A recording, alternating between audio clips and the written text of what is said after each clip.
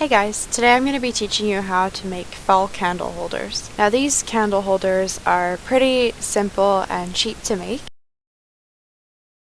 First of all, you're going to need a candle holder, some paintbrushes, your choice of acrylic paint.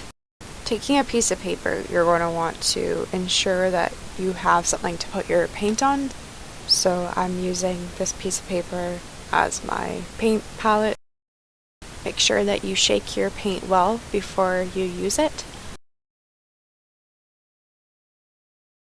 So taking the red, I decided to start making leaves with that first.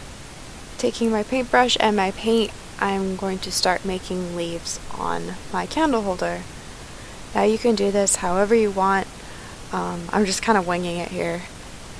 Ensure that you put enough paint on, because otherwise it might turn out kind of transparent, but it's your choice how opaque you want it to be.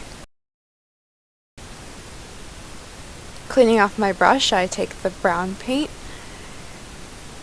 and I will be also making some brown leaves, because I only had red and brown paint.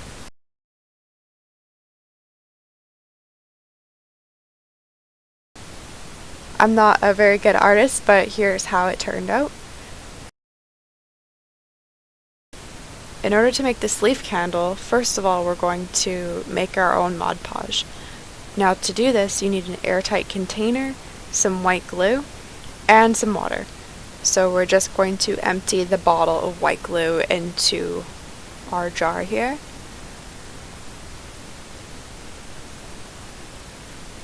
And while that is emptying, you can make a pretty label for your homemade Mod-Podge, because you probably won't use the whole jar in this one project, so you can save it for another project.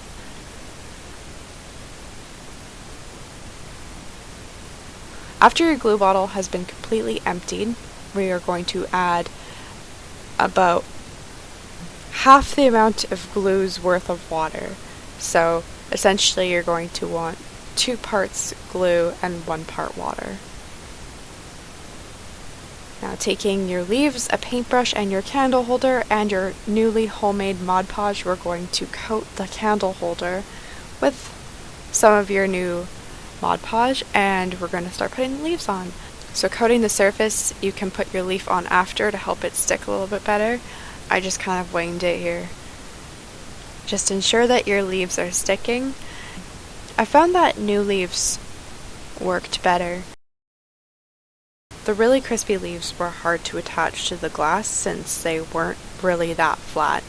Let that dry for several hours. Mine took about half a day to dry. I put a lot of glue on, so.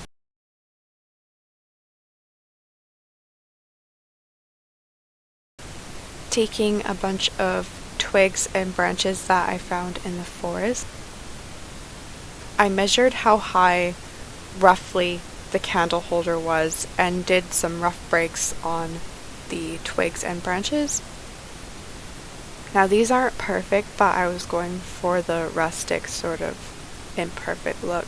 You may prefer to have your twigs more uniform. Taking our dry twigs and a glue gun and our candle holder, we can start making strips of glue and then placing the twigs on the candle holder. It's pretty simple. It just takes a little bit of patience, and especially with the gluing.